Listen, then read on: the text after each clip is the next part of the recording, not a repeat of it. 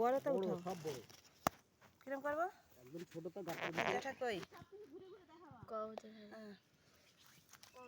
তুমি একটু বলবা, হ্যাঁ দেখি তোমার শাকের গাঁটটাগুলো একটু দেখাও।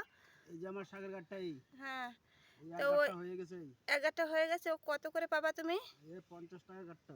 50 টাকা করে গাঁটটা দেবে? আমরা হোলসেল 50 টাকা। ও, তুমি হোলসেলে বসবে, তুমি এর মানে পাইকারি বিক্রি করবে না তাই? পাইকারি মানে হোলসেল। ও আচ্ছা হোলসেল মানে পাইকারি। আচ্ছা, তা তোমার এই যে কত টাকার শাক এই যে? এই যে একটা গাঁটটা 50 টাকা। হ্যাঁ, 50 টাকা তো বুঝলাম, কিন্তু তুমি এই যে সাদা শাকও কি তোমার 50 টাকা করে গাঁটটা দেবে? হ্যাঁ, সব 50 টাকা। হ্যাঁ, আর এই যে বিনসগুলো তুমি লাগাইছো না, তো পাইকারি তোমার গাছে 50 তো টাকা। বিনস ধরে গেছে না, তুমি কি করে এই যে আরে বল্লি না দিয়ে তুমি সুতো দিয়ে কি করে বানাইছো? এই তো এই সব সুতো বললি দরকার নাই, এখন সুতো হলেই চলবে।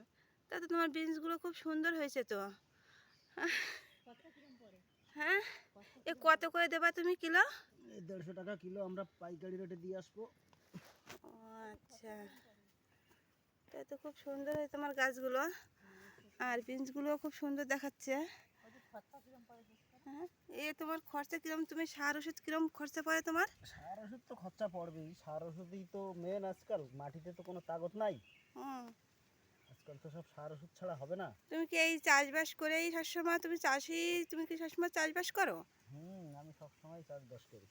আচ্ছা, তোমার লেবারের দাম কত?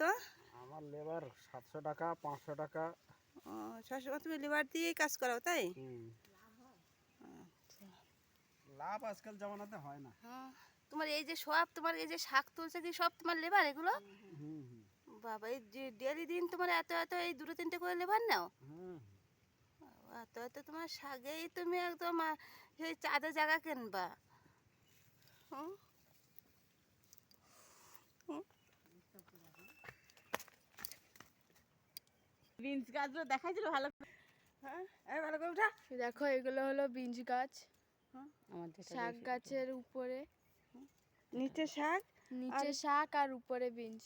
একসাথে দুটোই চাষ হচ্ছে।